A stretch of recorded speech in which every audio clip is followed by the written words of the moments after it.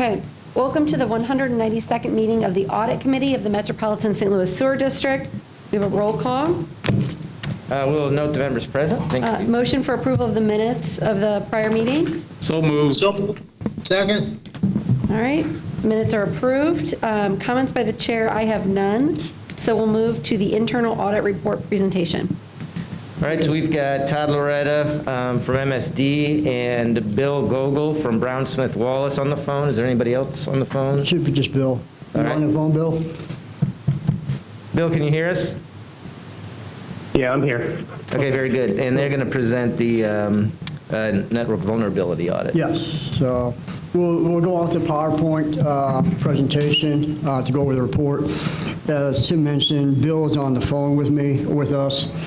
He and his team are the personnel that did the actual testing. So I'm going to go over the basics, but if there's any questions or any clarification or technical guidance, I'm going to defer directly to Bill to answer those questions. So if you would open to page 2 of the presentation, I'll move to page 2. This is the second attack and penetration audit we've performed in the last 3 years. So we did the last one was in 2018. That was in August of 18, and then we're also scheduled to do another one in the spring or summer of 2021. So it really is a best practice to do this type of engagement every year with the environment we live in, with the current IT environment. So our scope for this engagement consisted of an internal and external attack and penetration tests. There were actually 13 websites involved, 3 external networks, and then 3 internal networks. So we included all externally facing systems, so everything that faced the internet was in our scope. Testing was performed in the months of April, May, June 2020, in various parts of those months. Move on to page 3. As far as the overall engagements, objectives, the objectives were to identify potential system vulnerabilities related to unauthorized access to the district's networks and information. So basically, we were trying to determine if an attacker could access to district sensitive data, which would include district employee data, accounts payable, supplier data, vendor data, customer data. If they could get access to our pump station and plant systems, that would be considered very sensitive. Move on to page 4. Again, the objectives are focused on 2 main areas: external penetration testing. And the idea there was we wanted to make sure someone from the outside the perimeter of the network could break in and gain access to sensitive data. Now then, with the internal penetration testing, kind of the same idea, except the starting point was different. The attacker actually started within inside the internal network. The difference is really just a starting point between two. They're both trying to do the same thing. They're trying to access sensitive data within the network. Any questions? We go to page 5. This is a diagram of the basic structure of the network. If you look down there in the middle, you can see to the right, there's the internet. Then you have a web application gateway, and then next to that you have what they call a DMZ. That's where they put the web application. The systems that are facing the web, they isolate those from the internal network. Then there's another firewall. Then you have the blue circle where there's the internal network. That's where the important data is, in the blue circle. Then you have to the left, you have another firewall. Then to the far left, you have the pump station and plant systems, who are even further protected from the internet.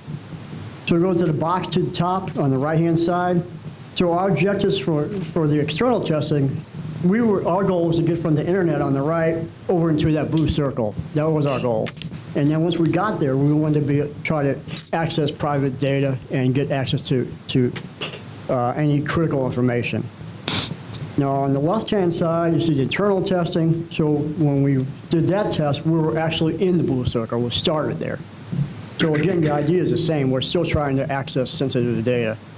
And then another part of that was we wanted to move from the blue circle over to the purple circle, which is the plants and pump station systems. So that was a kind of a part 2 objective of the internal testing. If we move on to page 6, as far as approach and methodology, we simulated the methods used by real world attackers. So we tried to do what a real world attacker would do. We started only from an unauthenticated perspective, can't say the word. So we basically had no logon credentials. On the internal side, we just had an IP address. We started with that. We only use application and network techniques. We're using the testing other. We didn't use any phishing, try to get, send an email, try to get somebody to click on the email. We didn't do any of that. It was all network and system techniques. We did use a risk-based approach, and I'll talk about that a little bit more on the next page. The testers were provided with information regarding the systems and the architecture so they could scope out the targets.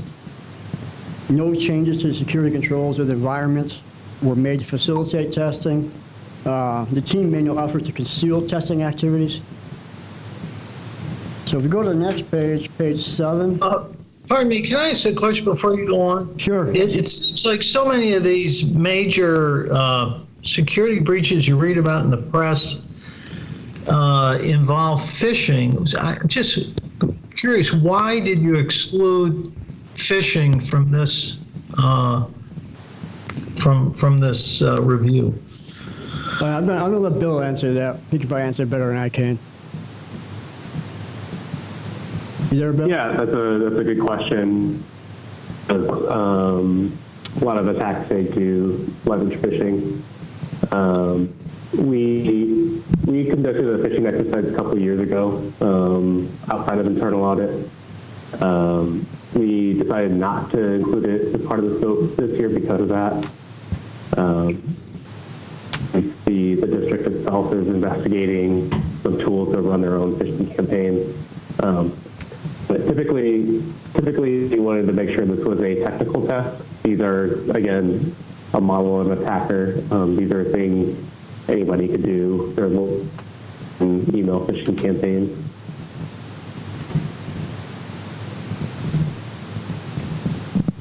We have done separate phishing exercises. I don't remember, it was a little bit ago. Twice we've done it? It was about 2 years ago. We have done separate phishing So we've done exercises. separate engagements for that type of activity. Does that answer your question, Mr. Singer? Or? Well, yes, it certainly does. I guess the question I'd ask you to think about is whether we need to do the phishing review more frequently, given the risks involved. But anyway, that's just something I have to think that about. might be a good idea. Yeah, we could do a separate engagement for that. We'll consider maybe doing that this year and add that to the audit plan. I think it's a good idea, actually. So I appreciate that. All right. All right, we're on page 7. All right, if you go to the top there, as far as methodology, I want to talk a little bit about our risk assessment process around the external side. Just think of the network as a house, the network house. So we look at the house, we're looking for where are the weak spots? Is there a broken window in the back? Is there a window up on the top 3rd floor? Is there a door up on the side? So we're looking at the weak spots in the network house, and we attack those spots on the house.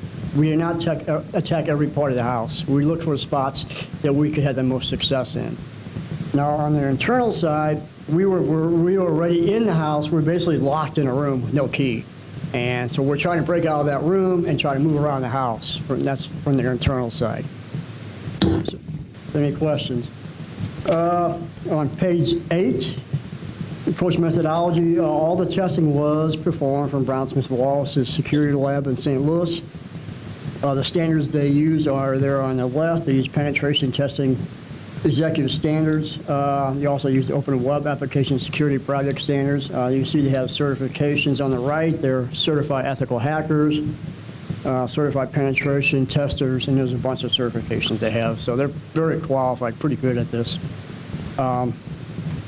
Page 9 As far as results, I'm going to go back to that diagram that I showed you a few minutes ago. On the right, on the external side, so we did breach the network through an unsecured web application that was sitting in that DMZ area. It was unsecured due to the unimplemented security patches. Basically, those patches need to be loaded to the program every so often. And because they were behind on the patching, we were able to breach the network and actually get into the blue circle over to the left. So once we were in that network, the blue circle, we were able to gain access to private data and elevate our privileges. Now, on the internal side, we started from within the blue circle. We were not able to get access to any sensitive information. We were able to gain access to systems, but we did not get access to any sensitive data. Actually, let me back up for a second. So on the external side, the first item will be number 1, and then we have 2 through 5, and on the internal side, we have issues 6 through 9. Now, if you go to far left in the green box, we were not able to get into the plant pump station system. So we were not able to get over to that system. So that was a really good thing to see. That was a good thing. On page 10, the overall assessment, we do have 3 individual opinions. The external is unsatisfactory due to the fact that we broke in and did get to sensitive data. There is a second opinion for another external portion of the audit. So once we broke in, IT shut down that web application immediately. We had a debriefing to shut it down. They installed all the patching. We came back about 2 weeks later, retested it. We were not able to get in, so the patching was done. The steps taken were effective, so that gap was closed. They also did go back. I'll talk about this later, but they also did go back and look at the log to see if any malicious activity had occurred. Anybody had taken advantage of that gap, and no evidence of that was found. Now, on the internal side, we have a generally satisfactory opinion. A couple of things I did want to mention. IT did ask us to move this up a few months, this engagement. I think they sensed maybe that there was a few gaps in the system, so we did move it up at their request. And there were a few conditions which we identified where there are solutions that they were kind of in the process of implementing, but they hadn't finished it. But I think the fact that some of those solutions had not been finished allowed some of the doors to be still open for us to walk through, so to speak. So I'm going to move on. Unless there's any questions, I'm going to move on to page 11. So items 1 through 5 are the items that we identified through the external testing. And first, I'm going to go over the condition and then the effect of those 5. And then after that, I'm going to do like a summary page. I'm going to go over each item and explain the recommendation and then give you a status and explain the steps IT has already taken. The first item is the ERP web application was not up to date with security patching. Now, the application gets the user access to our financial system, but it's mainly used for people who don't have access when they're out in the field. They put their time in through it. That's what it's mainly used for. So the effect of that was we were able to breach the district internal network, and then we were able to access database within that network and insert some language to get access to some data. You can see the data down at underneath that paragraph. We got access to accounts payable, vendor information. We got access to employee PII, that's personal identifiable information. We got access to employee encrypted passwords for the financial system, and then we got access to the ERP database hash passwords. Now, C and D, both sets of passwords were encrypted. One was what they call hashed. The other one was in the basic encryption mode. So an attacker and our team did the same thing. The first thing they're going to do is try to crack those passwords, and that's what we tried to do, and that's what's in item 2. The database accounts, they were what they call hashed. That's a very complex encryption methodology, but the actual password themselves were too simple and common. So we were able to recalculate the hashed version of the password and then compare what we saw in the system. And by doing that, we were able to figure out the password. We cracked the passwords for those databases, and then we got access to a database account called Apps. It's a very high-level user account. I should say more of an administrative account. And it has actually had the encryption key for the passwords, the encrypted passwords at IMC. So you can see like a one thing kind of leads to another. So once we had that, you go to item 3, the passwords for the ERP system. Again, they were stored in what's called encrypted mode. That's a much more simplistic version of encryption. It is reversible. So once we got that encryption key, we were able to use a tool and take that key and determine what those passwords were. So at that point, we had the passwords for the ERP system for all the employees. Any questions? If you go on to page 13, this has to do with multi-factor authentication procedures. Now, at the point where we're doing the testing, multi-factor authentication procedures were not in place. They were in the process.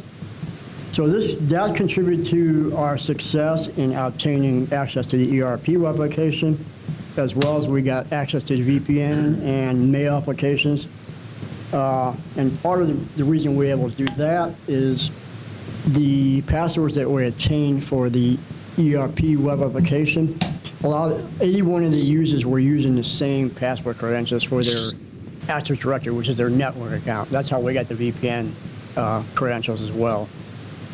But had multi-factor been in place, that would have greatly inhibited our ability to get access like we did. And like I said, I'll talk about that. I mean, they were in the process of putting that in. You go to page 14, security alerting and monitoring systems need strengthening. The effective of that was that the systems, our exploitation efforts remain unblocked by the system's automated processes during the attack window. We did get some information from the CISO recently that some of our attack was identified.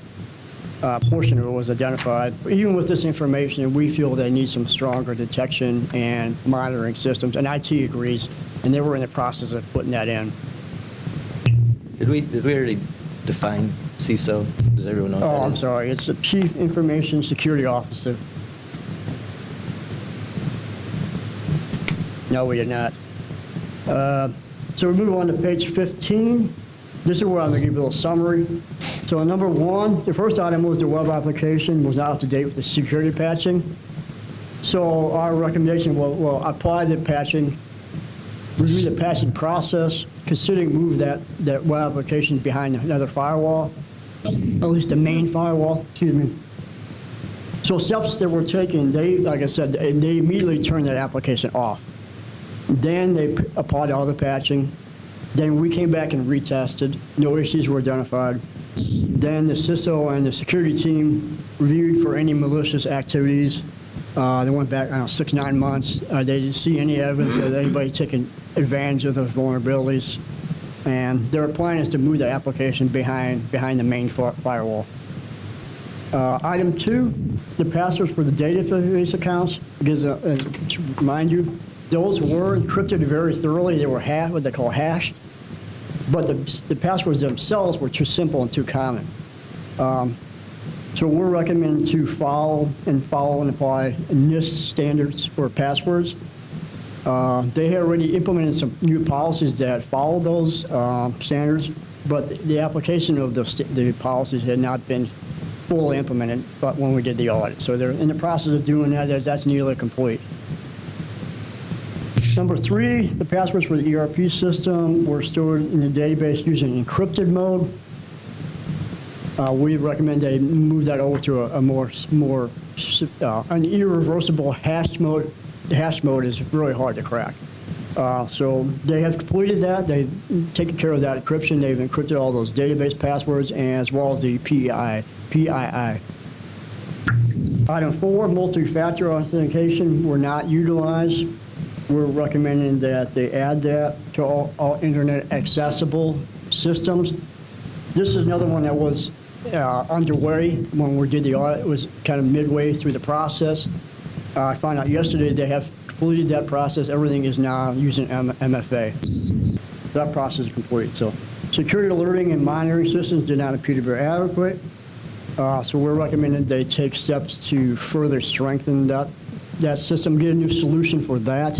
They are in the process of doing that as well. And basically what they're going to get is what they call a security information and event management system. They're going to install a new one of those. And that should be done by December 2020. Anybody, any questions? Okay. Move on to page 16.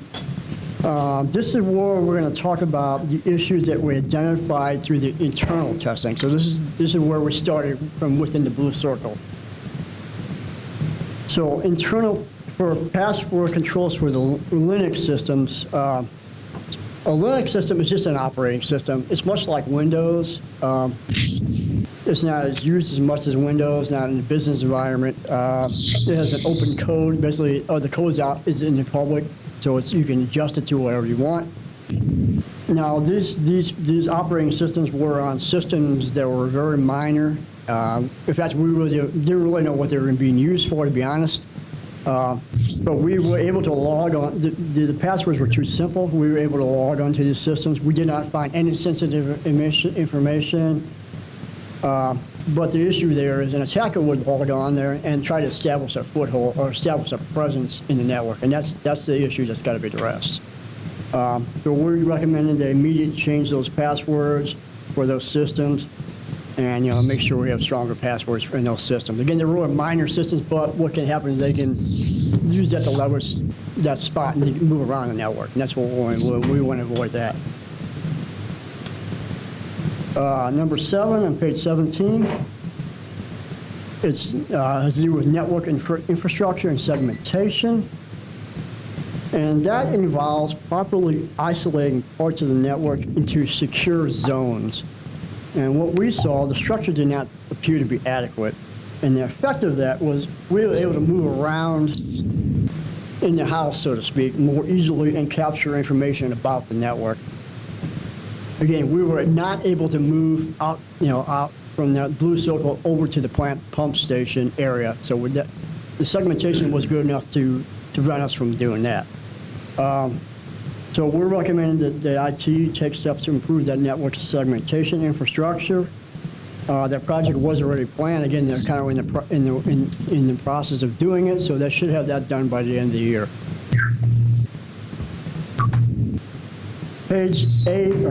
Number 8 on page 18. This has to do with internal broadcast name resolution protocols. I know it's a mouthful.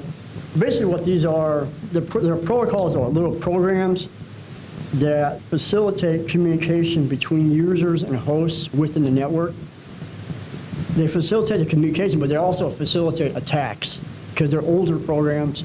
And the best practice is to turn these off. If you look at the diagram in the middle, you see the user to the left. What happens in an attacker, a user is trying to use a target system. The attacker will intercept that communication and then insert language and kind of take over the communication and try to log on to the system by piggybacking off that communication, basically. So that's what we did. We tried to do that, but IT did have what they call SMB digital signing in place, which is a really good thing. That stopped us. And what that means is the target system requires a digital signature in the transmission that's coming in. If that signature is not there, it'll kick it back out and won't let it in. So that stopped us. But that being said, an attacker with more time can work around that. So we still want to turn off those protocols. So there are ways around that, but that was really good that was enabled. So the recommendation is to disable these protocols. So they immediately addressed the identified machines and they're working on a policy to make sure all those protocols are disabled. Any questions? Last item, page 20, number 9. We identified a single system on the network, actually wasn't even connected to the domain, that was vulnerable to what was called Eternal Blue. And the reason it was vulnerable is because the system was missing some patching updates. And Eternal Blue is a program, it's a cyber attack exploit that was developed by NSA. And it was stolen, basically, by a hacker group and put out on the internet. So anybody can use it. They can grab it and try to attack somebody with it. So it exploits Windows vulnerabilities, basically. We used it, we attempted to move around, but because that system wasn't even part of the domain, we could not really do anything with it. It was like an island. There was no bridge to the domain, so to speak. So there was no damage done, but you want to make sure that these off-domain systems are properly patched and updated. So that's the recommendation. Any questions? Well, I have a question. I don't know if anybody else does. I'm really glad we did this, and it was a great report. I can't help but feel that there's an element of luck that we dodged a bullet from a major security breach, and it's at least disconcerting to me. And one of the things, as I was listening to you, I wondered, should we have Brown-Smith schedule more periodic reviews, at least until we get to the point where we're not seeing these kinds of problems? I wonder how much it costs to get Brown-Smith to do this security review. I don't know if you have that information. You know, the pricing that we have from Brown-Smith Wallace is based on a number of hours for the year that's used on different engagements. I don't know if you heard Todd say earlier, this is something that we've been doing maybe every other year. We are moving this engagement up to an annual engagement. So we will be doing this more frequently than what we've done in the past. Well, I would ask you to consider until we, it's almost, I kind of draw an analogy to the COVID-19 thing, that until we get like a couple of negative tests, I would like you to think about having Brown-Smith come in sooner to test the system and get to the point where they can say that this stuff isn't happening anymore. Well, I think let's talk to Brown-Smith Wallace. I'm not sure with this engagement, it was attack and penetration audit. I'm not sure that they just said, okay, we're only going to attempt these limited types of ways to get in. I mean, they went pretty broad. So Bill can maybe say if there's things that they didn't test that they would have tested if they had more time. It's not done the same way every time. They take a look and see where they see the vulnerable spots. You're right. I mean, 3 months from now, 6 months from now, they might go through the same process and see some different vulnerable spots and attack something else. We could certainly fit another engagement in our engagement plan this year. We're already going to do it in the late spring, but we could move it up earlier if that will make you feel more comfortable. We can move it up. Well, it's kind of a cost-benefit analysis. It'd be nice to know what it costs to have Brown-Smith do something that would be prudent. Yeah, we have one overall contract. We just do, we fit all the engagements in the lump sum. They charge by the hour. I can tell you from the engagements that we do in general, as far as hours, it's minimal hours, and the benefit is really great. We'll get the price for that. Like Todd said, we do have one scheduled for the spring, so it's actually less than a year away. But I mean, if it costs $10,000 or $20,000 to have them come in next month or in 2 months and check up to make sure that this isn't occurring, I think that would be money well spent. Right. What we'll have to talk about is if that is too soon. I mean, we've identified vulnerabilities and fixed them. We didn't purposely try to not find other vulnerabilities. So Right. I think we need to give some time to elapse to allow potential other vulnerabilities to develop, is all I'm saying. But we'll have that conversation with them and see if it makes sense to move up the spring engagement. Great. Thank you. Thank you. All right, thank you. Any other questions? Okay. The next meeting is tentatively scheduled for Tuesday, September 29th. Do I have a motion to adjourn? So move. Second. Okay, thank you, trustees. You can either keep your materials or move them to the floor of your front of your desk. We'll pick them up if you don't need them, and we'll get the next set of materials ready for the next meeting.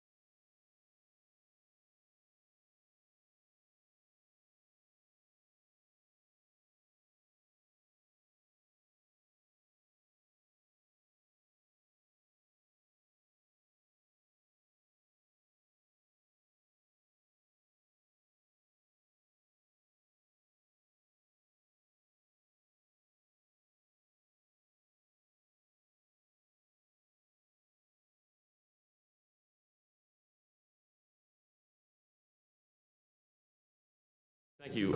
We'll call the Program Management Committee meeting to order. First off is roll call. All right, we will have a president. I'd ask the trustees to review the meeting, the minutes of the prior meeting, August 4, 2020, and do we have a motion to approve those minutes? So move. Second. Okay, next item is the Engineering Department agenda items.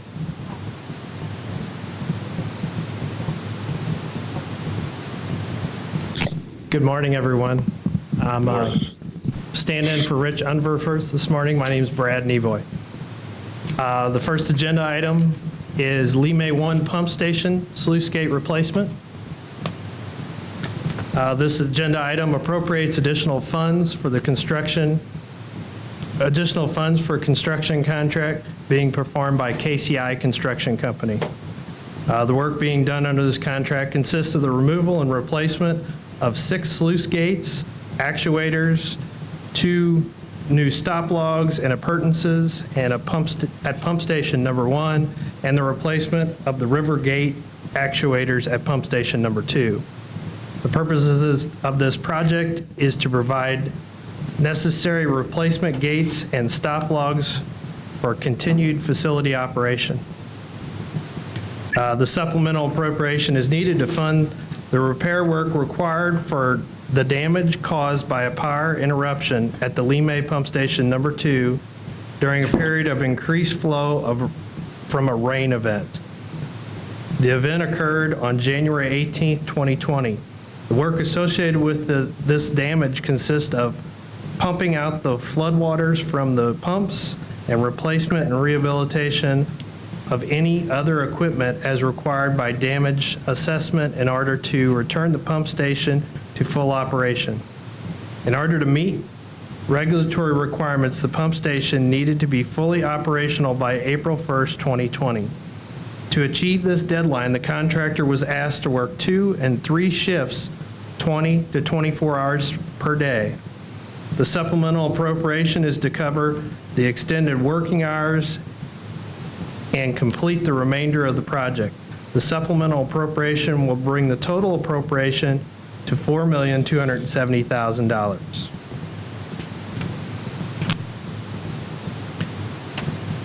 Please stop me if you have any questions. The second agenda item is the CSO volume reduction green infrastructure. This is per Preservation Square Phase 1. This ordinance authorizes the district to enter into an agreement with Preservation Square 123 Landlord LLC to provide financial assistance through the Green Infrastructure Grant Program for construction of green infrastructure. The purpose of this project is to reduce combined sewer overflows into the Mississippi River per our long-term control plan. This project will reduce runoff volume with the installation of 2 bioretention basins and 13 permeable pavement areas. Total cost of the project is estimated at $462,000, and Preservation Square 123 Landlord LLC is requesting approximately $462,000 reimbursement for the cost of green infrastructure. There's also a map included with the agenda item that shows the site in question, and then some of the items, the items that are being incorporated through this grant program. You can see the 13 permeable pavement areas and 2 bioretention areas that will be incorporated into the design of the project. The next agenda item is similar to the last one. It's CSO volume reduction green infrastructure. This is for Good Shepherd Infant and Toddler Center. This ordinance authorizes the district to enter into an agreement with the Favored Foundation for Strengthening Families is to provide financial assistance through the Green Infrastructure Grant Program for the construction of green infrastructure. The purpose of this project is to reduce combined sewer overflows into the River de Pere per our long-term control plan. This project will reduce runoff volume with the installation of 1 bioretention basin. Total cost of the project is estimated at $100,000. The Favored Foundation for Strengthening Families is requesting approximately $100,000 reimbursement for the cost of this green infrastructure. Again, there's a map included that shows the site that they're developing and the bioretention basin and where it's going to be located.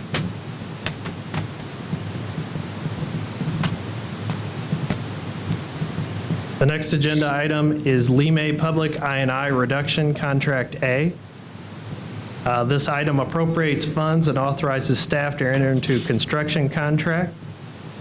The work being done under this contract consists of the rehabilitation of approximately 37,000 linear feet of sanitary sewers varying in size from 8-inch to 36-inch in diameter using cured-in-place pipe, CIPP methods, 48 manholes, and 624 service connections. The purpose of this project is to reduce inflow and infiltration into the Gravois Creek watershed. The low bid on this project was received from SAK Construction. The low bid is below our design estimate of approximately $2,050,000, and it is well below the budget for this item. The designer's estimate decreased due to the reduction in the project scope by approximately 2/3, with rehabilitation work transferred to other projects.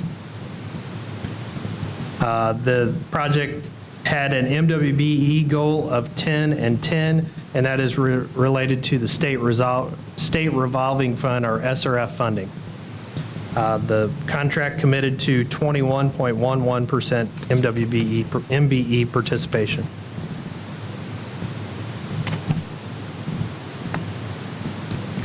The next agenda item is Valley Public I&I reduction.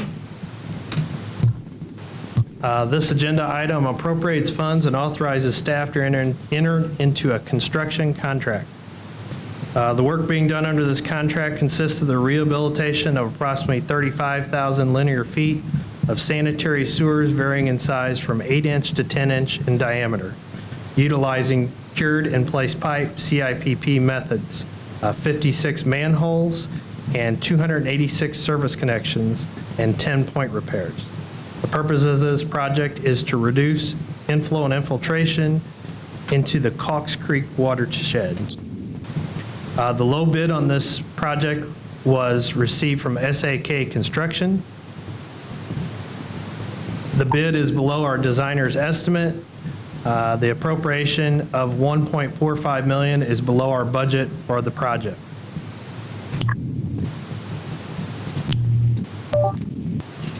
The next agenda item is West Lockwood Sanitary Relief. This agenda item appropriates funds and authorizes staff to enter into a construction contract. The work being done under this contract consists of the construction of approximately 3,200 linear feet of sanitary sewers varying in size from 8 to 30 inch in diameter and appurtenances. The purpose of this project is to alleviate basement backups and overcharged sanitary sewers. This project will provide for the elimination of 2 constructed SSOs. The low bid on this project was received from Bates Utility. The bid is below our designer's estimate of approximately $2.8 million, which includes contingencies of $245,000 for utility relocation, and it's below our budgeted for the project.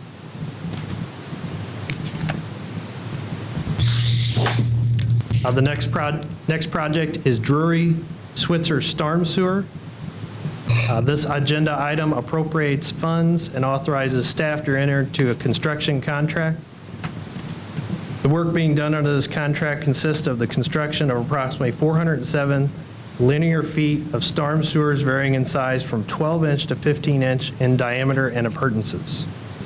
The purpose of the project is to alleviate yard erosion and flooding at 8535 Drury Lane and overland flooding of homes at 8527, 8531, 8539, 8545, 8551, 8555, and 8559 Drury Lane in the city of St. Louis. There's 7 homes along Drury Lane that this addresses. A low bid on this project was received from Understall Contracting. The bid is below our designer's estimate slightly. Our estimate is approximately $150,000, which includes $20,000 for utility relocation and is slightly above our budgeted amount for the project. The project does meet our MWBE goal in the amount of 17.05%, with a goal being 17%. The next project is White and Rosalie I&I reduction and Bridgeport sewer separation. This agenda item authorizes staff to proceed with further condemnation efforts, including the filing of all necessary court pleadings and documents. The next 2 agenda items are related to condemnations. This ordinance authorizes staff to proceed with further condemnation efforts, including the filing of all necessary court pleadings or documents leading to the acquisition of permanent easements and temporary construction easements on 4 parcels of ground located in the city of Brentwood, Missouri. The easements and temporary construction easements are needed to construct this project, which consists of the construction of approximately 1,900 linear feet of 12 to 30-inch diameter storm sewers, approximately 1,400 linear feet of 12 to 15-inch sanitary sewers, and appurtenances. The purpose of this project is to alleviate wet weather basement backups, and overcharged sanitary sewers. Currently, the district has been unable to negotiate a settlement with the owners. There is a map included with your agenda item, and this project required 13 easements to be acquired. 6 of them have been acquired thus far. 3 of them are with the city of Brentwood, and we anticipate getting those. The remaining 4 are the ones that we're considering for condemnation here. MSD will continue to finalize negotiation with the property owners. However, if an agreement cannot be met, condemnation proceedings must begin in order to allow the project to be constructed on schedule. The next agenda item deals with condemnation as well. It's Tulane and Wilbur Outfall Sanitary Relief Sewer. This ordinance authorizes the staff to proceed with further condemnation efforts, including the filing of all necessary court pleadings and documents leading to the acquisition of permanent easements and temporary construction easements on 6 parcels of ground located in the village of Wilbur Park, Missouri. The easements and temporary construction easements are needed to construct this project, which consists of the construction of approximately 4,600 feet of 8 to 21-inch diameter sanitary sewers and appurtenances. The purpose of this project is to alleviate wet weather basement backups and overcharged sanitary sewers and provide for the elimination of 1 constructed SSO.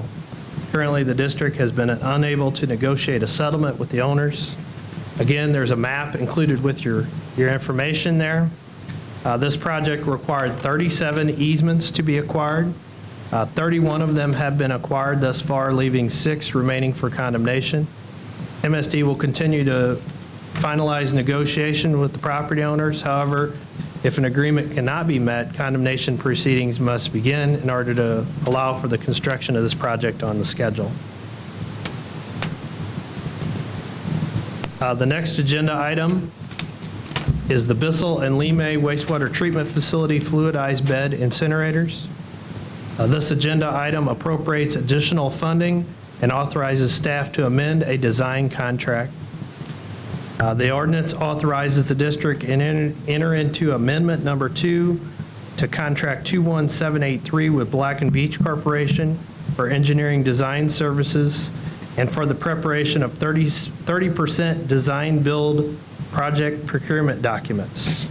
The Bissell and Lemay Wastewater Treatment Facilities Fluidized Bed Incinerator Project.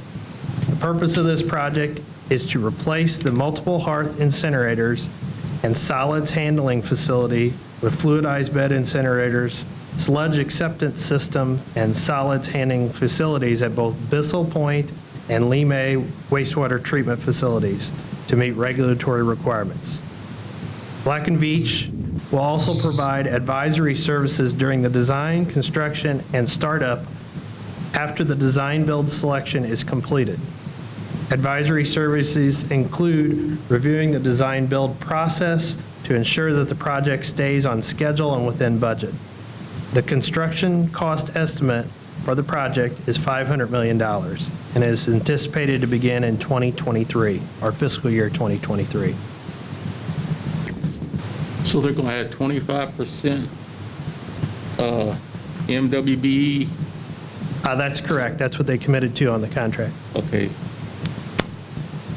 The appropriation for the design of $3.125 million is slightly above, $125,000 above our budget for this amount. Further supplemental appropriations will be required for the advisory services for the RFP selection and during the design build construction phase. This contract is for the 3rd year of the planned multi-year project that will require additional appropriations and amendments in the future. As you mentioned, the contract they have committed to 25%. This amendment, the participation is 22.48. It will fluctuate depending on the scope of the contract at that time. Any questions? The next agenda item is General Services Agreement for Construction Management. This ordinance appropriates funds and authorizes the district to enter into Amendment Number 2 to Contract 21716 for the second and final option year with KAI 360 Construction Services for various construction management services, which include testing of materials, inspection of electrical and mechanical work at MSD's wastewater treatment plant and various pumping stations and other inspection services on an as-needed basis to supplement the district's workforce. This contract amendment is for a total maximum of $3 million and brings the current value of the contract to $6.4 million. Projects will be issued by letter agreements per individual scopes. This is the second and final option year renewal for this contract. There's several projects that this contract will be working on with this additional appropriation of $3 million for construction management services is equal to the proposed funding presented in the CIP budget supplement. This funding will provide for construction management services during the Lime 1 pump station, sluice gate replacement, the Bissell Point wastewater treatment plant, subgear, switchgear, MCC replacement, the Baden City Shed mitigation basins, the Baden and Mill Creek ORS pump station, pump rehabilitation project, the Grand Glaze treatment plant flood wall protection, the Bissell Point trickling filter media replacement, the Coldwater Creek wastewater treatment facility fine screen rebuilds, the Market 2350 green infrastructure entrance and landscaping project, Lime wastewater treatment facility aeration basin gates, the Missouri River wastewater treatment facility tunnel services water piping replacement, the Lime 1 cooling tower replacement, and the maintenance yard storage building at the Minert facility. So quite a few projects under this. The next agenda item is Spirit 2 force main improvements. This agenda item appropriates funds and authorizes staff to enter into a design contract. This ordinance authorizes the district to enter into a contract with M3 Engineering Group for the design of the Spirit 2 force main improvements. Spirit 2 force main improvements is a lump sum cost project for the design and preparation of construction documents for force main abandonment and construction of approximately 13,000 feet of 12 to 16-inch force main and approximately 1,700 feet of 12 to 16-inch force main to be constructed pipe and tunnel, partially paralleling the existing main that borders to the west by the Spirit 2 pump station and to the east by the Cox A pump station in the Missouri River watershed. The purpose of this project is to construct a new common force main to replace the existing force main, which has corroded and has potential for failure. The construction cost estimate for this project is $22.5 million. There were two other proposers considered for this project. M3 was selected. The appropriation for the design services is $720,000 below the proposed funding presented in our CIP budget. The appropriation is $2,268,000. The contract itself has committed to, the team has committed to 71% MWBE participation as the prime is a MBE. There is no goal for this design contract, but they committed to 71%. The next project is TM01, 2 Mile Creek, Outfall Sanitary Relief. Again, this is a design contract. The agenda item appropriates funds and authorizes staff to enter into a design contract. This ordinance authorizes the district to enter into contract number 21956 with Gonzalez Company, LLC for the design of TM01 2 Mile Creek Outfall Sanitary Relief. TM01 2 Mile Creek Outfall Sanitary Relief is a lump sum cost project for the design of approximately 11,400 feet of 8 to 48 inch diameter sewers, sanitary sewers, and appurtenances. The purpose of the project is to alleviate wet weather basement backups and overcharged sanitary sewers. The project will provide for the elimination of 2 constructed sanitary sewer overflows. The construction cost estimate for the project is roughly $9.5 million. There were 2 other proposers considered for this project. The appropriation of $1.585 million for the design services is $220,000 below the proposed funding for this project that was presented in the CIP budget supplement. On the contract, the team has committed to 72.16% MWBE participation. Again, there is no goal for this contract, and the prime is a MBE prime. The next project is the Upper Matisse Trunk Sanitary Relief. This agenda item appropriates funds and authorizes staff to enter into a design contract. This ordinance authorizes the district to enter into a contract with Crawford Murphy Tilley for the design of the Upper Matisse Trunk Sanitary Relief. Upper Matisse Trunk Sanitary Relief is a lump sum project for the design and preparation of construction documents to construct approximately 13,000 feet of 8 to 36 inch diameter sanitary sewer and appurtenances in the lower Merrimack watershed. The purpose of this project is to alleviate wet weather surcharging and basement backups. The construction cost estimate for the project is $9.5 million. There were 2 other proposers considered for this project. The appropriation of $1.46 million for design services is equal to the proposed funding that was laid out in the CIP budget supplement. The team is committed to 40.8% MWBE participation, and there was no goal on this project.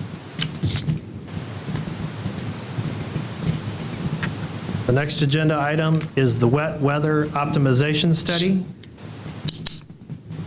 This agenda item appropriates funds and authorizes staff to enter into a design contract. This ordinance authorizes the district to enter into contract 21958 for 1 year with 2 option years with Jacobs Engineering Group for the wet weather optimization study project. The wet weather optimization study was established in order to design and implement a wet weather control strategy for the Lee May watershed area under varied conditions from present to the end of the consent decree. The goal of this project is to evaluate opportunities to improve water quality by increasing the level of service of existing infrastructure and planned capital improvements, and to reduce capital expenditures where opportunity and flexibility is determined to be beneficial. In order to accomplish this goal, the project will develop control strategies that allow the real-time integrated operation of the system using existing and new instrumentation, communication networks, and software. There were 2 other proposers considered for this project. The initial appropriation of $1.5 million for the planning services is equal to the proposed funding that was laid out in the CIP budget supplement. The proposer has committed to 10% MWBE participation on this contract, and there was no goal for this project.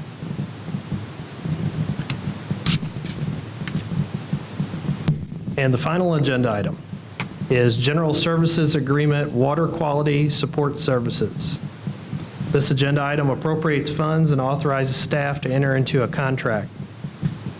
The ordinance authorizes the district to enter into a contract for 1 year with 2 option years with HDR Engineering. The purpose of this project is to provide up to $100,000 annually of water quality and other environmental regulatory support to help ensure district compliance with all environmental laws and regulations. The contract will utilize HDR to provide MSD with regulatory support for a wide variety of environmental issues. A scope of work will be developed for each regulatory issue on an as-needed basis, and the consultant will submit a list of tasks to be performed and an estimated cost, which must be approved by the district prior to proceeding with the work. There was one other proposal considered for this project. The initial appropriation of $100,000 for design services is equal to the proposed funding presented in the CIP budget supplement. Although there is no MWBE goal for this contract, the consultant has indicated that an effort will be made to utilize MWBE subcontractors as the scope of work is developed for each individual task. That's the completion of our agenda items. Thank you. Do we have any other business before the board? Staff does not. There being none, we have the next meeting tentatively scheduled for Tuesday, September 29, 2020. At this point, do we have a motion for adjournment? So moved. Second.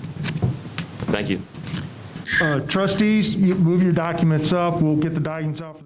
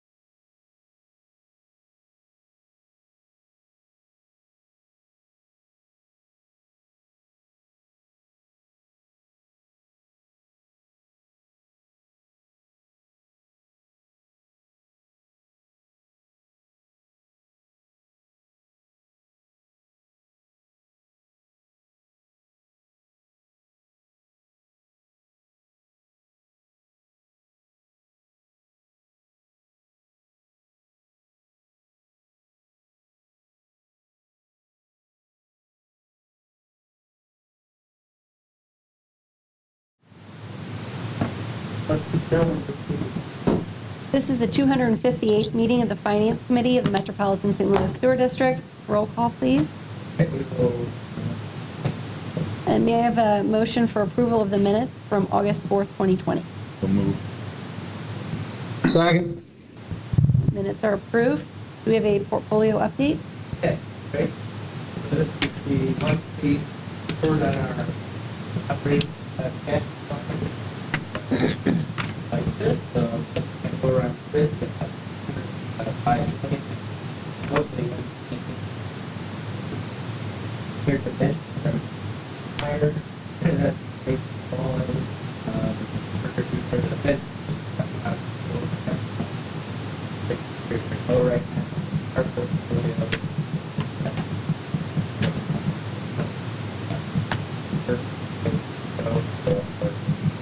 Higher, we do get pretty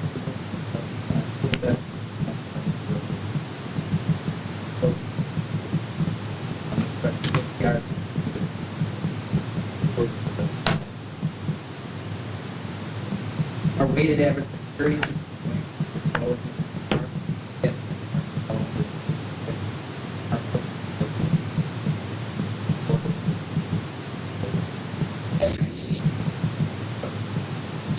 To operate and to fund projects. Currently, we've been keeping a little bit more liquidity than normal just because there had been some uncertainty about COVID and cash flow, although that is starting to settle out. As far as the allocation goes in the upper right-hand corner, that just shows where we are compared to our policy limits. We are in compliance with all of our policies. And then the maturity distribution in the bottom right really just shows the red bars are the maturity distribution of the benchmark. The blue bars are our maturity distribution, so you can see how those are different. The bulk of our funds, goes to the bottom left, are really in that operations fund. That's the money that we use to fund operations as well as cash fund some projects. Any questions on the operating fund portfolio? All right, if not, we have representatives from Aon on the line. They're going to go through the quarterly review of the retirement plans. We have Peter Lemick, who you've heard before. He's been on all of these calls. He's usually accompanied by Shane Scherter. Shane is actually going to be leaving Aon, so we are going to be getting a new partner, I believe, for Peter at some point. But today he's got Kristen with him. Is that correct? Hi, Ken. Yeah, that's correct. So Kristen Doyle, who leads our public sector practice, is joining me today as well. All right, and I will walk through the things that you usually hear quarterly and be available for questions. Take it away, Peter and Kristen. Okay, well, good morning, everyone. Hope everyone is doing well. As Tim mentioned, Shane isn't joining us today, but with us is Kristen Doyle, who leads our public sector practice, and she just wanted to say a couple of words on the public sector in general and your plan in general, and just wanted to get in front of you all as the lead of our practice and give you an update on what she has seen in this space in the current market environment. So without any further ado, I will pass it over to Kristen to provide a quick update on the market environment. Great. Thanks so much, Peter. And so as Peter mentioned, my name is Kristen Doyle. I lead our public sector business in North America, and I also serve as our Chief Operating Officer for our global investments business. I do have a few of my own public sector clients that I meet and work with regularly, but it's always really nice to meet, even virtually, our other public fund clients. And actually, in this new virtual world that we're in today, it's actually made it a lot easier. So let me just start by saying thank you for having me today. So Tim noted that there has been a departure in your team with Shane Scherter leaving the firm, and as noted as well, Peter Lemick, who you hear and see at every single one of your meetings and who meets regularly with you and your staff, produces the materials, who leads the advice that you get from Aon. He will continue to be the lead on this relationship, but with all of our other public pension relationships and really all of our client relationships across market segments, we generally have deeper teams than obviously just one lead consultant. So I'm working with Peter and the rest of the team to identify a really strong placement for Shane. And the other thing I wanted to note is that at Aon, which you probably heard when we first, were presenting to you on kind of how our firm is structured and what our experience has been in the public sector.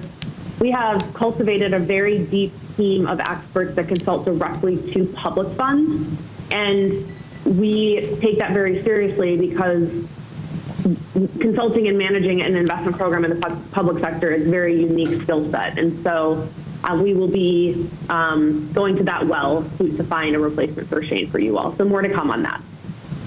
So I was going to dive into the material. Peter asked if I would just hit one slide in the material. So I'm in the Aon presentation for 2Q20, and I'm going to just land on slide 7 for a few minutes. So the last 2 quarters have actually been quite remarkable. So as you know, we saw the worst quarterly decline since 2008, since the global financial crisis in the first quarter, with equities down about 22% globally. And then right after that, we saw in the second quarter, the best quarter since 1998, with equity markets up almost 20%. So it's just been a very volatile, very interesting period with the pandemic hitting markets. In the bond markets, except for the riskier sectors of bonds, we saw positive performance, especially from U.S. Treasuries.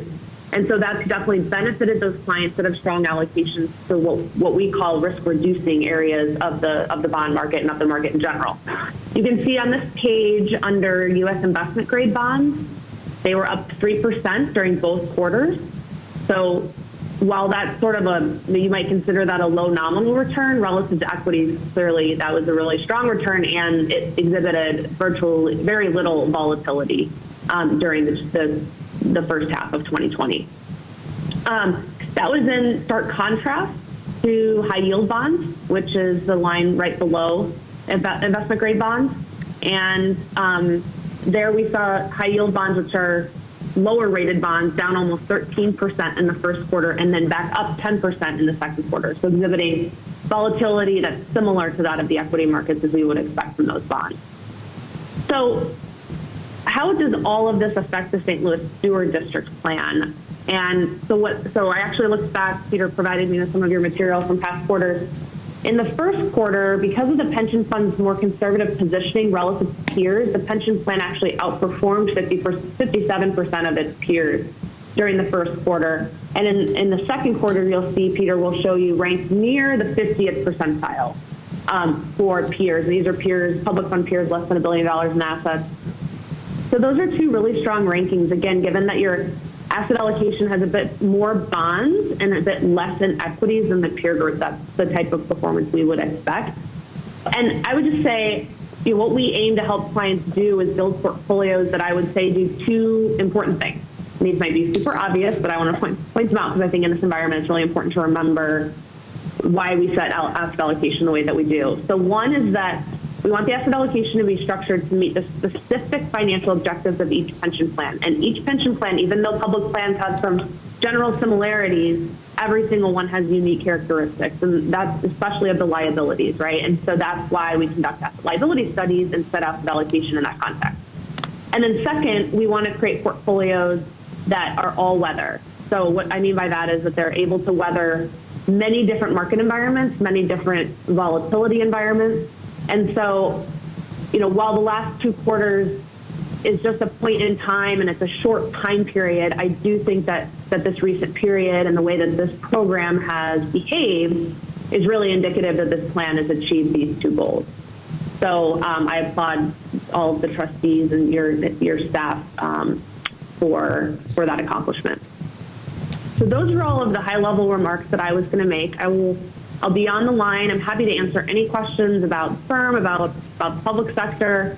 But anyway, so I'm a resource to you. Happy to join other meetings if you would like me to. Again, this is the bread and butter of what we do at Aon. And anyway, happy to be with you today. So Peter, I'll turn it back over to you. Great. Thank you, Chris. And so maybe just touching on one more item in this market environment update on slide 9. Just to give you all a sense of how quick the sell-off in the markets were that Kristen mentioned in the first quarter and recovery, really since the end of the first quarter through the end of August now as well. What we're looking at here is 3 point-in-time valuations for various asset classes. The first 2 columns are going to be equities, and then the next 4 columns in are going to be credit spreads. So how have corporate issuances essentially done versus their treasury counterparts. And in orange, that is going to be the orange bars are going to be the most recently available valuation compared to historical valuation. So that's the evaluation of the asset classes of the end of August. In purple, towards the top there, that will be the valuation towards the end of 2019. So December 2019. 2019 was a very strong year, particularly in risk on assets. So we saw valuations very high in equities and credit space at the end of 2019. And then a little bit lower, you'll see 331 valuation. So that's really towards the bottom of the sell-off that we saw in the beginning of the year. And you can see how in those first two columns, how much equities have come back on a valuation basis. We actually think in certain sectors of the market, valuations are even higher than they were prior to the COVID shutdowns and subsequent economic repercussions coming out of there. However, it hasn't been a rising tide lifts all boats environment within equities, and your active equity managers within the pension have been able to take advantage of that. When we look at performance through the end of July, for the most part, the active management in place within the pension plan, so that's Times Square, Kennedy, the 2 Morgan Stanley funds, both performed quite well or performed relatively well versus their respective benchmarks. Now, looking over to the right a little bit, we see the valuations and credit spreads. While those valuations essentially have come back quite a bit since the end of the first quarter, we still think there is quite a bit of opportunity, particularly within this space. Again, we think you all are well positioned with your fixed income managers to take advantage of any dislocations, and many of your fixed income managers have. When you look at Prudential within your fixed income portfolio, that's a core plus investment, so there's some leeway within that fund to invest in more spread-oriented products such as high yield and asset-backed securities. And then Brandywine is a more return-seeking type fixed income investment that we've discussed in the past.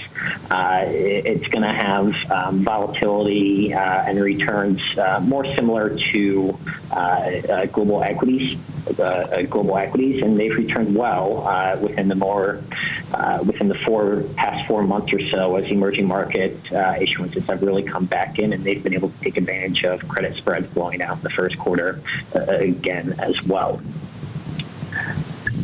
So moving forward to page 13, we get into the pension plan and trailing performance. We wanted to show the most recently available numbers to you all. So these returns are through the end of July 2020. We also have second quarter information as well for both the pension and the combined DC plans in the next section. But for the next couple of pages, just wanted to provide you with the most recent numbers. You can see the total pension at the end of July up to about 296 million in overall assets. That's a nearly $17 million increase in AUM over the past 12 months.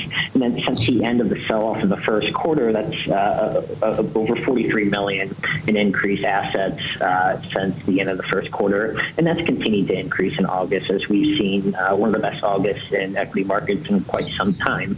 On a year-to-date basis, incorporating that sell-off that we saw in the first quarter, up 1.8%, the total pension, and over the trailing 1 year period, up 7.1%. Again, both of those numbers are relatively stronger than the benchmark, and a lot of that's been due to the active managers within the program. And also, if you all recall, there was a semi-annual pension contribution that occurred back in May, and many of those assets were also moved into equities at that time, just due to the current weightings. The weightings at the time versus policy benchmark. And really, since moving those assets, those contributions into equities, we've seen U.S. equity markets up about 20% from that time period. So good timing over the past quarter as well of when contributions have been made into the plan. On page 14, just a quick look at fixed income. As I mentioned, really strong year-to-date, returning 6.2% despite that sell-off that we saw in the first quarter. Those first two line items, income research and Prudential, those are really the conservative anchor to windward type fixed income investments that performed well both in the first quarter sell-off with risky assets selling off and investors moving into more risk-off orientation. And we're also able to take advantage of credit spreads coming in or credit spreads dislocations over the second quarter as well. And then at the very bottom of this page, that bullet point, we have an update through August 26th. The policy portfolio for the pension has returned an additional 2.8% over the month of August, and that brings the year-to-date estimated return to plus 4.6% for the pension. Let me pause there and see if there's any questions.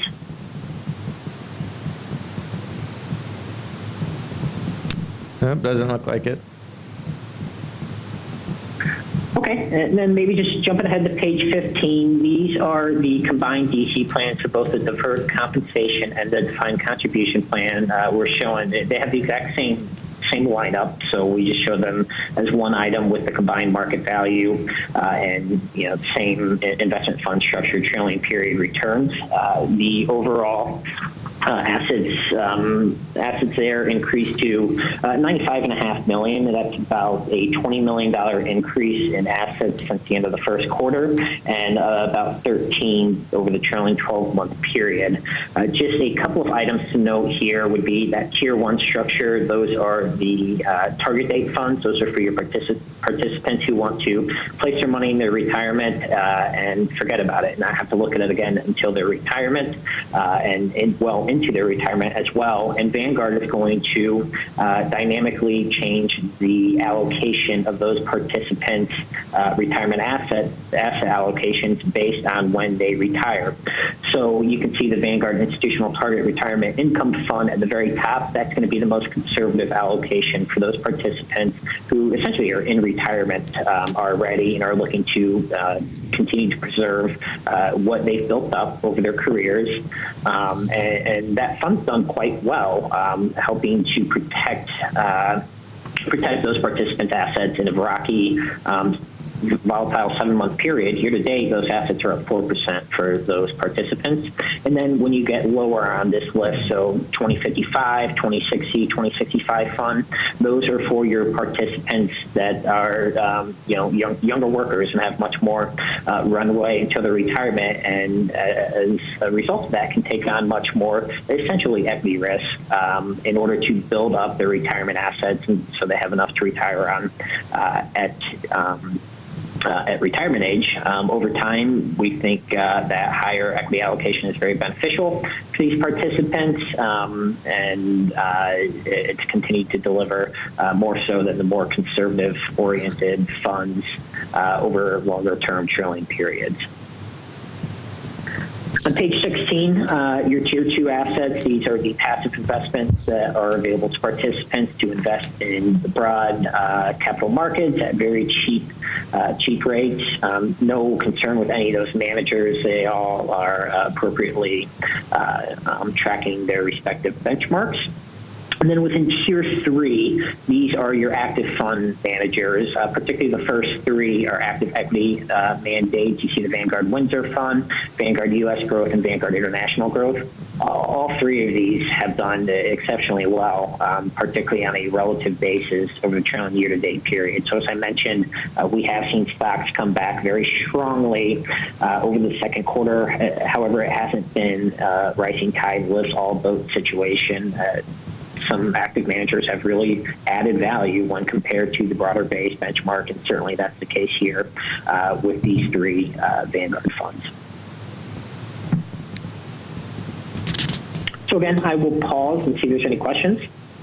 Yeah, I actually had a question. That investment that Aon recommended, that earlier this year that we missed because we delayed making the payment and then it collapsed like by 30-some%.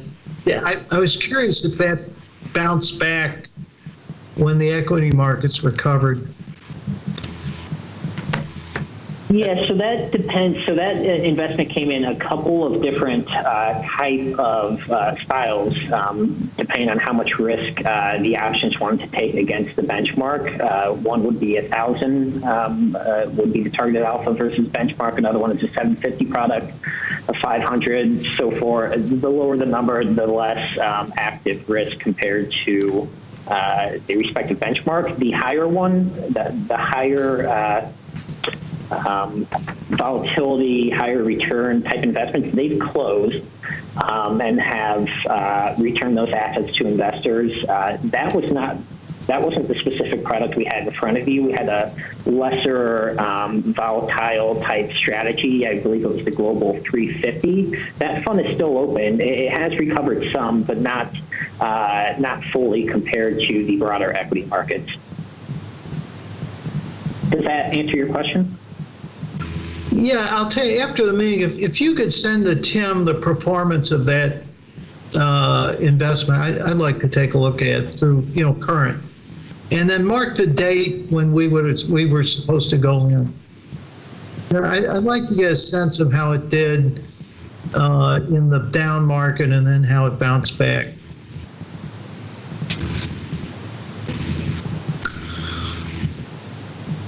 If that's okay.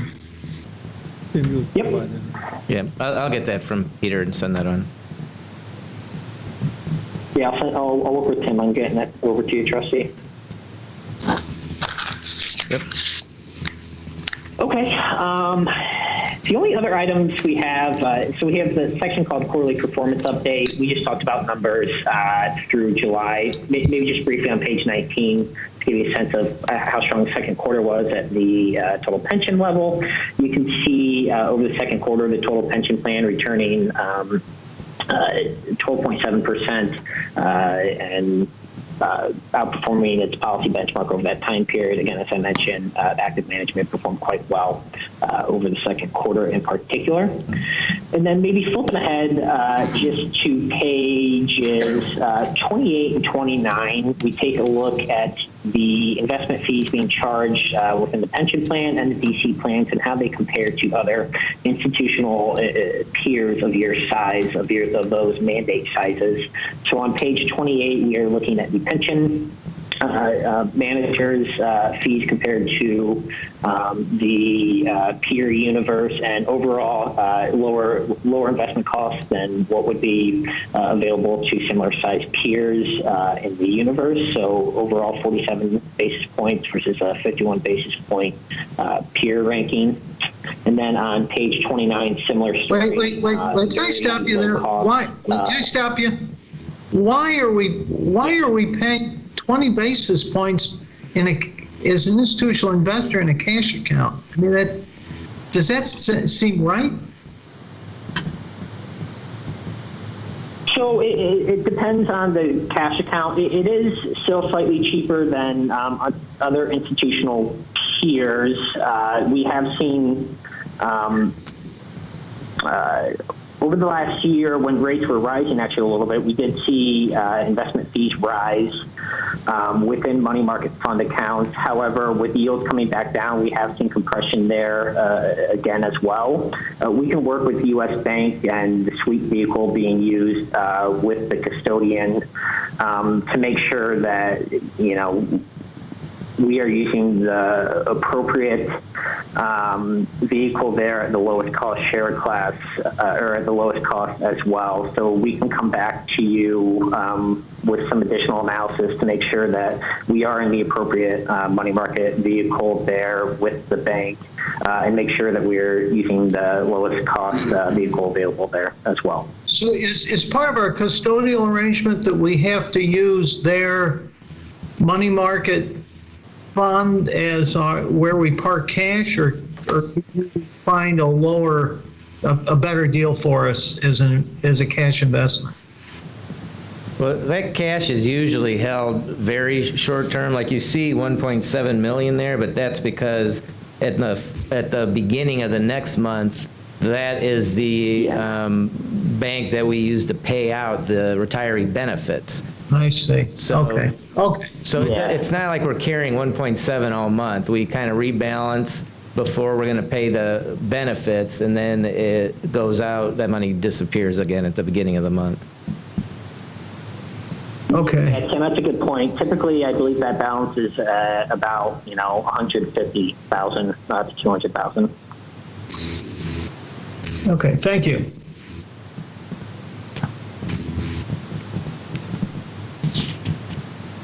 On page 29, as I mentioned, similar story, comparing the investment management fees from the DC investment lineup compared to the institutional peer median.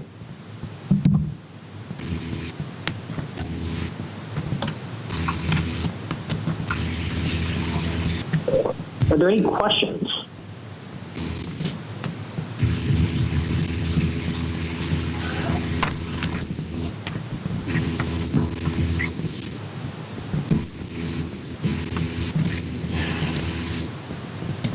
You next, Tim? Okay, looks like no questions, Peter? Was there anything else you wanted to go over? Maybe just real briefly, just as a reminder, in the appendix, we provide you all with public peer comparison data. So how does MSD look versus the public peer universe?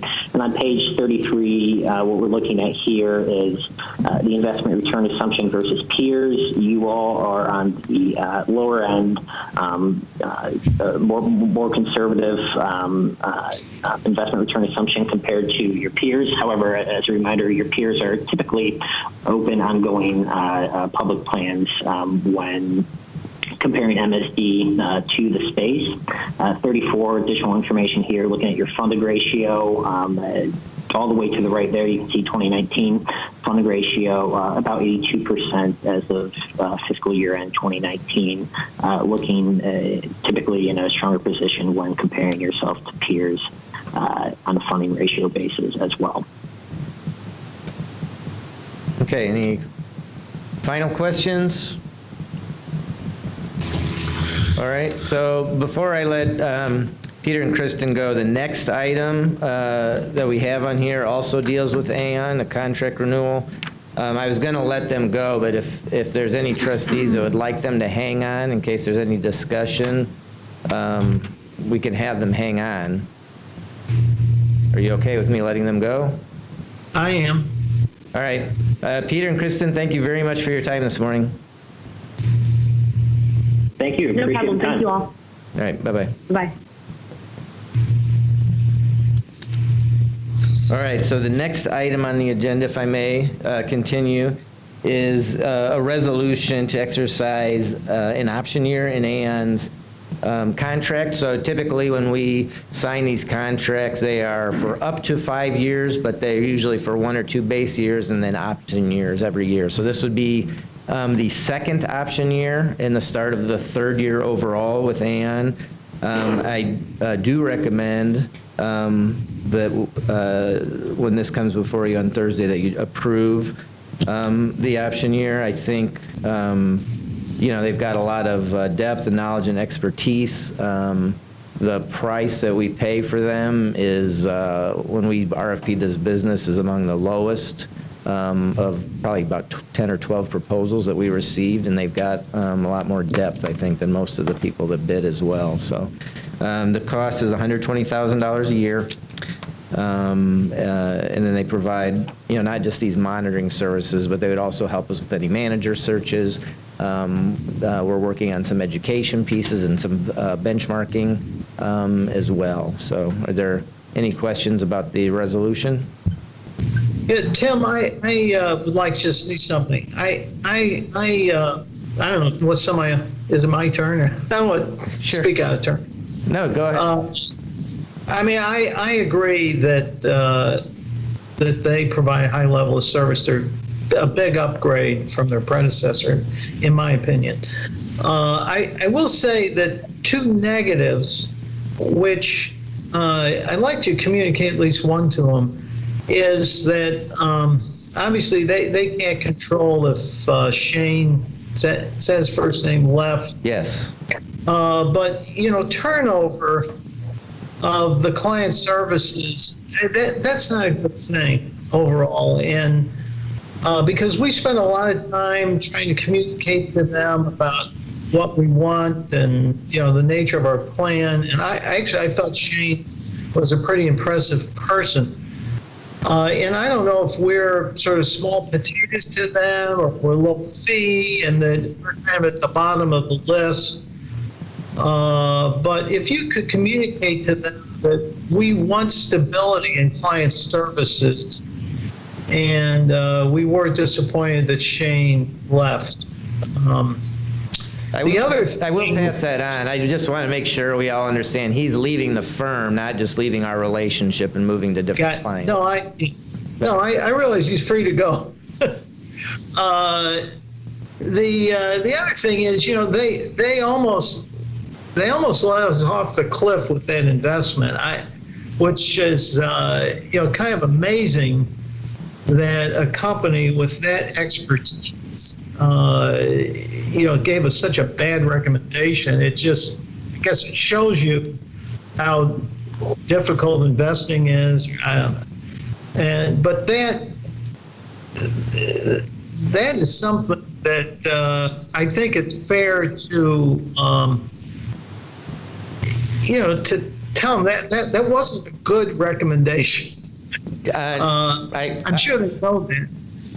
I was going to say, I agree. I've had conversations about that with them, just how, about the stress testing, about the information they got from Allianz. This was an Allianz product. I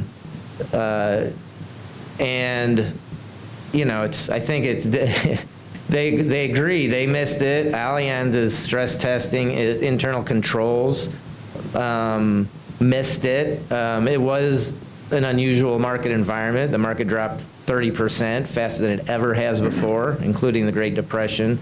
That's not an excuse.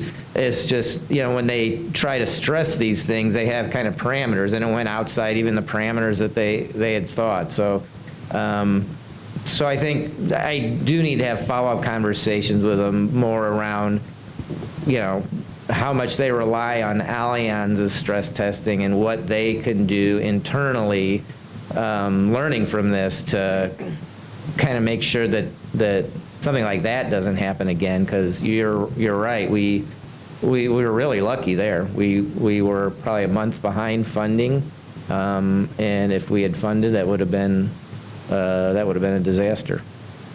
So, Tim, there's a third thing that comes to mind I'd like to raise, which is it's kind of a pet thing I've been bringing up with meetings, which is getting Aon to do more to advance our participant investment education and actually investment advice in the DC plans, which I thought they had promised to be working on, and now, Shane's gone. I don't know if that's something they've put on the back burner or forgotten about, but they've been promising to do something about this for some months. So I would like you to follow up with them and tell them I have been talking to them about that. We talked about that just a couple of weeks ago. We had been working with Vanguard also on some participant education, but the plan was to have them come in here and do some classes, and then the pandemic derailed that. So we're kind of starting over a little bit on what we do and how we deliver it. Okay.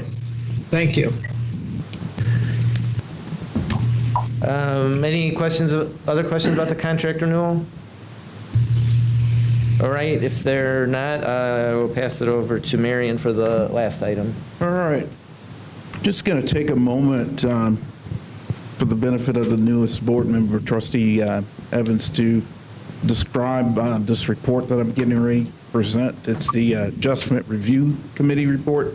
It should be a one-page document. Looks like you all have it, or I think you do. Okay. So the district has an Adjustment Review Committee, and the purpose of that committee is to review any adjustments that exceed $5,000. any adjustments to wastewater accounts. And so the committee consists of Tim, our Secretary Treasurer, our General Counsel, Susan, myself, and our Assistant Finance Director. Our audit liaison also attends our adjustment review committee meetings.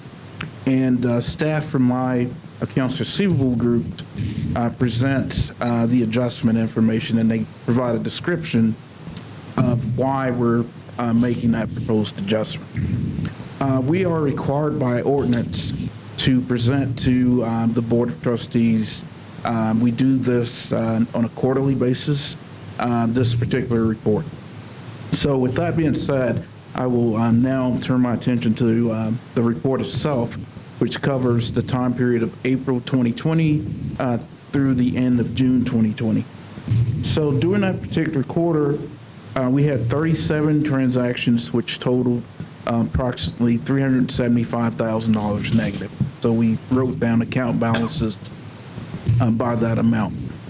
And the very first section of the report that's titled Adjustments, we had 32 adjustments totaling approximately negative $343,000.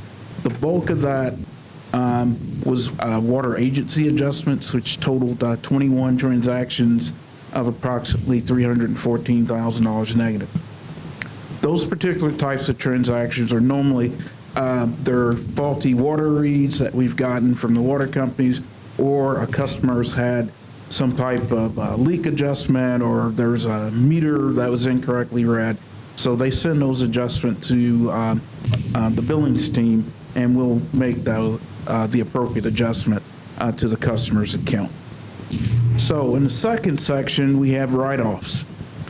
We had 3 write-offs due to sheriff's sales, where property was sold by the sheriffs. We're required to write off our any delinquent balance that we have. We write off when that property is sold via sheriff's sale. So there's approximately $20,000 that was written off during that quarter. And then finally, in the settlement section, you'll see 2 transactions totaling approximately $12,000. This is typically agreements that the committee has made with the customer that they will pay the principal balance of their account plus some portion of late fees or other miscellaneous charges. In exchange for that, we will agree to waive a portion of late fees under certain conditions. So the 2 items that you see there are settlements that we've entered into with customers in which we've agreed to waive some portion of their account balance. And then finally, in the other section, these are bills that we've issued to Bridgeton Landfill. We normally bill them about $10,000 a month for waste that's treated from their landfill. And we also have an agreement with Missouri American Water in which they pay a portion of the operating expenses for our Lower Merrimack treatment plant. And the 2 bills that you see there totaling $607,000 is their share of the operating expenses for those 2 bills. So with that being said, that concludes my report. Are there any questions that I can answer? Okay, thank you for your time. Okay. There's no other business. The next meeting is tentatively scheduled for Tuesday, September 29th, 2020. We have a motion to adjourn. So moved. Second. That concludes the meeting. Trustees, if you move your documents up.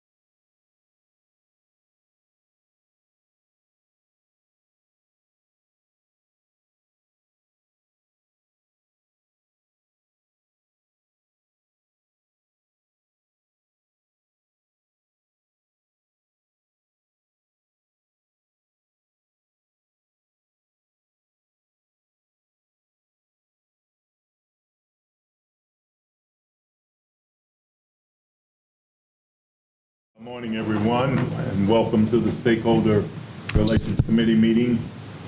I'd ask for a roll call. We will note everybody that's present. Yes, please. I think everyone's present. There are no comments by the chair. I'd ask you to review the committee meeting minutes of August the 4th, and I'll entertain a motion. So moved. Second. The minutes are approved. Ms. Coleman will discuss the contracts for the benefits plan.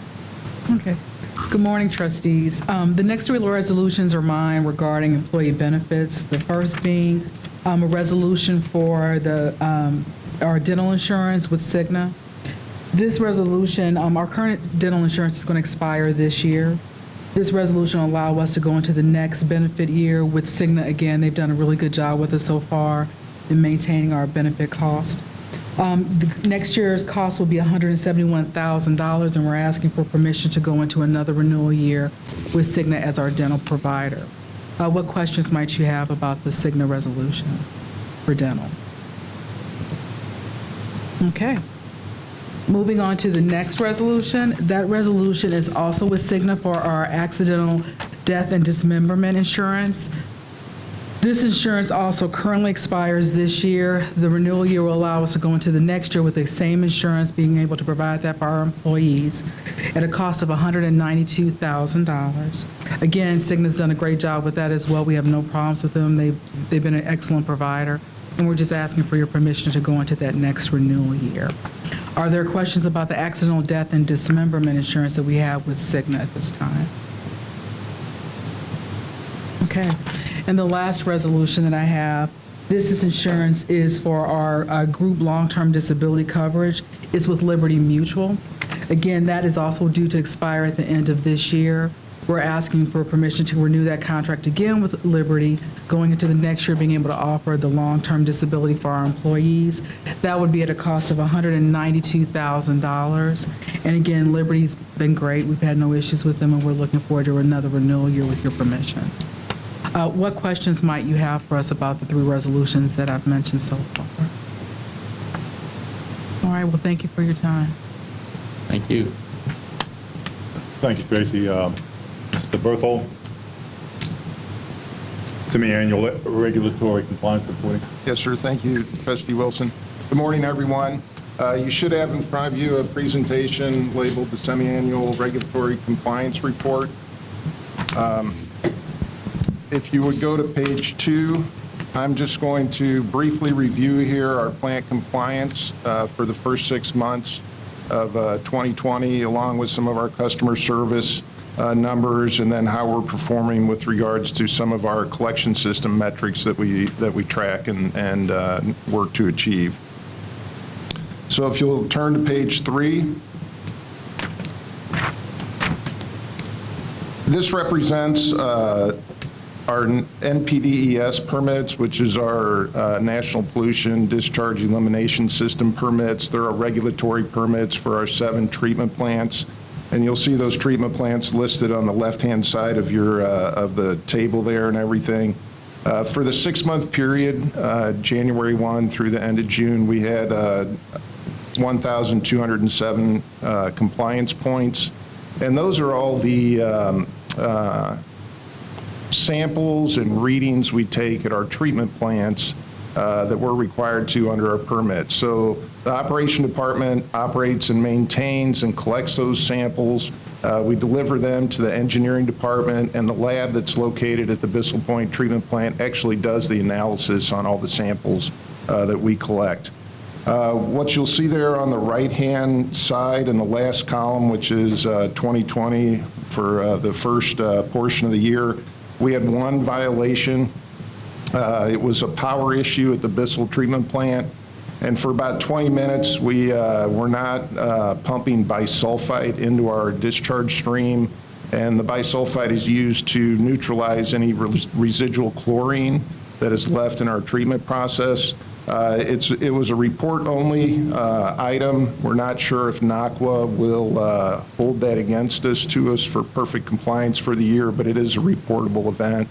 and that's why it shows up on this report here. I do want to make note, in the last column there, you'll see 4 asterisks, and just so you know, those 4 treatment plants have had at least 5 years of perfect compliance, some of them longer, which is really a phenomenal feat when you factor in all the test points that you have to do on an annual basis and everything. If you'll turn to slide 4, please.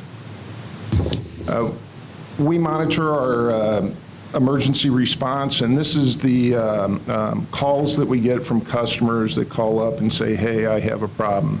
And if it's rated as something that we need to respond to in less than 4 hours, we measure that response. And for the first 6 months of 2020, we had a 85% on-time response. Our goal is 90%. We did add some rain events, and I will say that working through the initial issues of COVID kind of put a crimp in things a little bit, but we're generally back to normal there, and it really is just a factor of how many calls we get when it rains. If we'll move on to slide 5, and please stop me anytime if you have any questions. We track how many maintenance-related building backups we have based on the number of accounts. Our goal is to have less than 210 semi-annually. For the past 6 months, or the first 6 months of 2020, we had a total of 160. And you'll see our past performance there has been good with regards to this metric. It's something that we continue to work on. You know, this is typically when someone has sewage backup into their house. Trustee Evans, just so you know what we're measuring there and everything. If we move on to slide 6, this is one area. Our goal is less than 80 every 6 months. You'll see in the right-hand side of the slide, we actually had 103, which is a little bit over.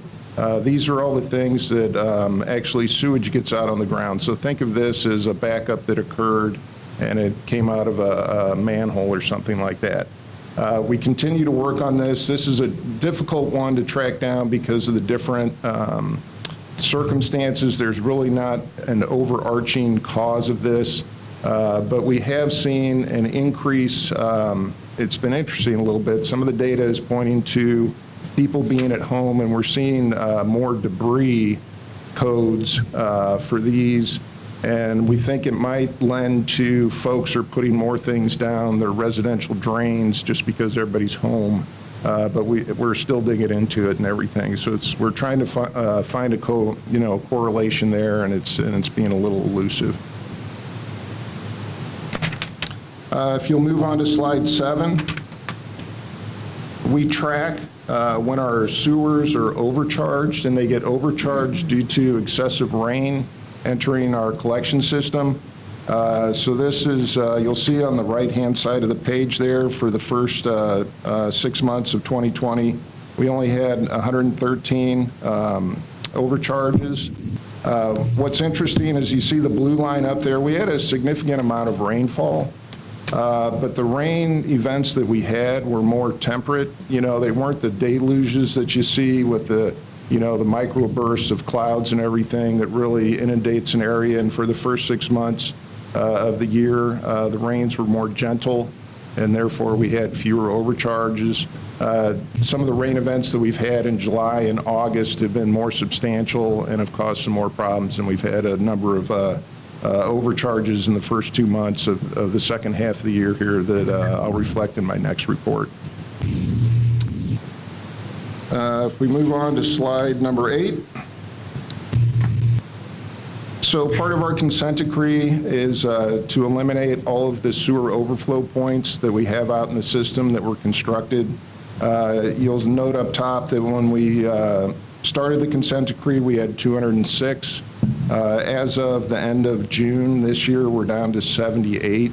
And this is all the work that engineering is doing, building bigger sewers, tunnels, all the other infrastructure that you saw, that you see every month come through here to build bigger, better sewers, all those types of things. It's driving this number down because we're eliminating them through those projects and everything. The tentative goal for the end of 2023, I believe, is to be down to 35. So in 3 more years, we'll be down to 35, and then by the end of the consent decree in 2023, we have to have the other 35 out. And those are more difficult to remove. They require bigger projects, those types of things, but we continue to eliminate those. So we're down to 78. That's a really good thing. If you move to slide 9, this is just, I want you to know that even though we have 78 of these, during the 6-month period, only 48 of them actually activated. So we monitor these. They're equipped with instrumentation. We know when they activate and everything, how long they're active, that type of stuff in a rain event. And so out of our 78 total overflows, we only had 48 activate. And then my last slide on slide 10, just a general summary. Green is good, red is bad. You'll see the plant compliance, we're typically at 99.9%. You know, it's a point of pride for us to be compliant there. Our customer response is really driven on what the rainfall happens throughout our service area. Big rain events, it's hard to respond to all the calls within that 4-hour period. You'll see our maintenance-related backups are good, and the one area that we really continue to work on is our maintenance-related overflows. And, we keep monitoring that and looking to see how we can improve there. But that's the one takeaway here, that we're continuing to work on that. And with that, if you have any questions, I'd be happy to. Quick question on the maintenance-related overflows. It seems to be, the trend seems to be going wrong. It is, yes. I mean, are we doing anything or just letting it go where it goes? No, we're trying to figure out if there's an overarching thing that we need to change our CMOM program. That's our maintenance program that we have for our collection system, to see if we need to alter that or not. And so far, we haven't found a driver that would lead us in a specific direction there. Yeah, I don't like the trend either. Brett, part of what little you have identified are things such as inappropriate materials being flushed down the toilets and those types of things. And that has made it a little more difficult for him to really try and narrow down what the issues are. A lot of education for folks to let them know you can't throw paper towels down the toilet. And those have been causing him some issues. Flushable wipes, and this is where we'll talk about fog too, right, Sean? So fats, oil, and grease down your sewer and everything causes us issues. Okay, thank you. Thank you. Yeah, keep up the good work. Thank you. Well, I want to let the trustees, just make them aware, we're coming, now it turns out, 2 rounds of officers elections, but right now, the current officers of chair and vice chair, they expire on March 15th, 2021. So as we've always done, come either March or April next year, we will go through the process of the county trustees electing a city trustee as chairman. And we'll go through the process of the city trustees electing a county trustee as vice chair.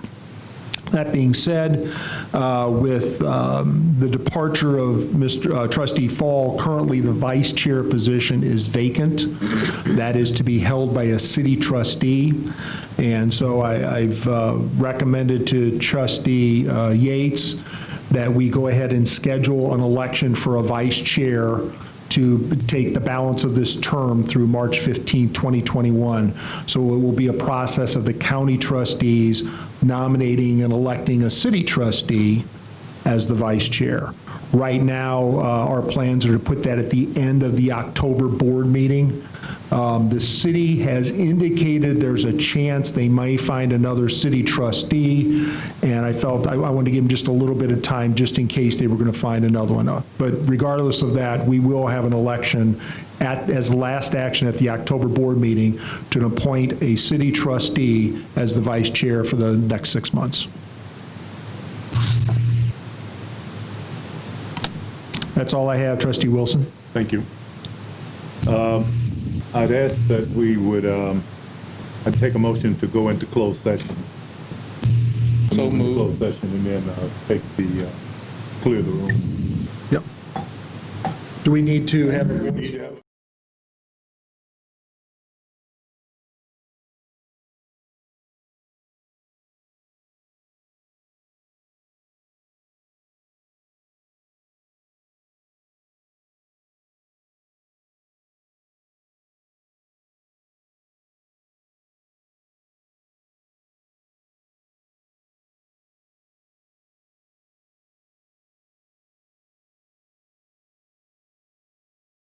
Yes. Trustee Wilson? Yes. Trustee Singer? Yes. Trustee Yates? Yes. All right, we are in closed session. Okay, so if you guys will shut down the video.